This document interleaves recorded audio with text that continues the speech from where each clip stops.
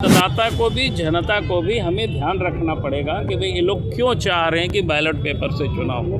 उस समय कोई नगर निकाय चुनाव का परिणाम 4-4 दिन लगा था काउंटिंग। ये सरकार ईवीएम से चुनाव नहीं करा के बैलेट पेपर से चुनाव करा रही है। देखिए, कभी भी टेक्निकली लोग आगे बढ़ते हैं, एडवांस होते हैं, पीछे नहीं जाते।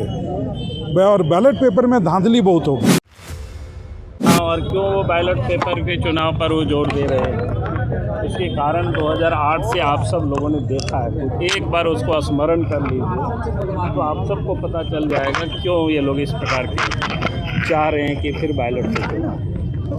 जो जेएमएम के लोग हैं वो बीजेपी पे ही आरोप लगाते हैं कि पहले से ही दलीय आधार पे अगर कर दिया जाता तो उन्हें भी कोई आपत्ति नहीं थी। क्या बात करते हो, पहले तो अध्यक्ष उपाध्यक्ष का चुनाव दलीय आधार पर ही होता था, उसको किसने समाप्त किया है? चलो सर, भ्रष्टाचार पर भी आपने प्रहार किए, कई अफसरों को भी टारगेट किया है? नहीं, मैंने टारगेट किया, मैंने तो बताया जिस समय यहाँ 2008 में जो चुनाव हो रहा था उस समय भी इसी गठबंधन की सरकार थी।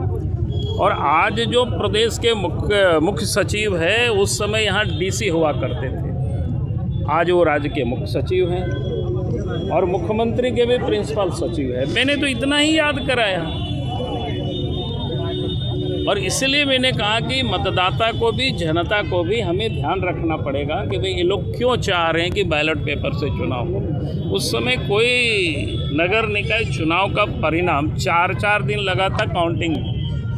सबको पता है, यहाँ रांची के किसी को भी पूछे, हो सके आप सब लोग उस समय पत्रकारिता नहीं करते होंगे, किसी से भी पूछेंगे कितना दर्दनाक था। जो लोग चुनाव लड़े थे उन लोगों से पूछिएगा काउंटिंग कैसा हुआ और क्या हुआ है, वो किसी से छुपा हुआ था। नगर निगम का जो चुनाव है लंबे समय से नहीं हो रहा, आज एक दिवसीय धरने में पहुंचे थे, क्या? देखिए, 2023 के बाद नगर निगम का चुनाव नहीं हो रहा।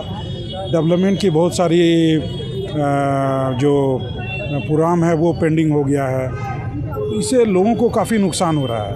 पहला चीज़, आज धरना देने का हम लोग का मेन मकसद ये था कि ये सरकार ईवीएम से चुनाव नहीं करा के बैलेट पेपर से चुनाव करा रही है। देखिए, कभी भी टेक्निकली लोग आगे बढ़ते हैं, एडवांस होते हैं, पीछे नहीं जाते। और बैलेट पेपर में धांधली बहुत होगी, करप्शन बहुत है, उसमें खरीद फरोख्त बहुत होगा, पहला चीज़। दूसरा चीज़, टाइम बहुत लगेगा। और हम लोग दूसरी दिन मांग है हमारी कि सरकार जो दलीय आधार पे कराए। दलीय आधार पे कराने से क्या होगा कि खरीद फरोख्त नहीं होगा। जो कैंडिडेट हैं उनका जो खरीद फरोख्त, जैसे मेयर डिप्टी मेयर सिलेक्शन में उनका रोल होता है, उसमें नहीं होगा।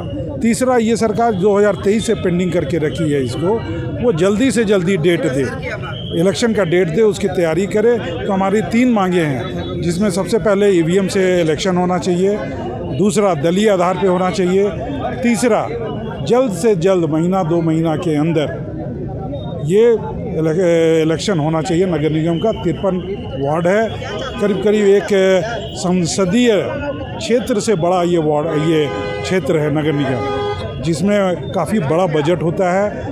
बहुत सारी जो डेवलपमेंट की, विकास की गतिविधियाँ वो काफ़ी पीछे रह जा रही हैं और जिससे लोगों का काफ़ी नुकसान हो रहा है। विधायक लोग को, हर छोटे छोटे काम में विधायक लोग को इन्वॉल्व किया जा रहा है, जो कि ऐसा नहीं होना चाहिए।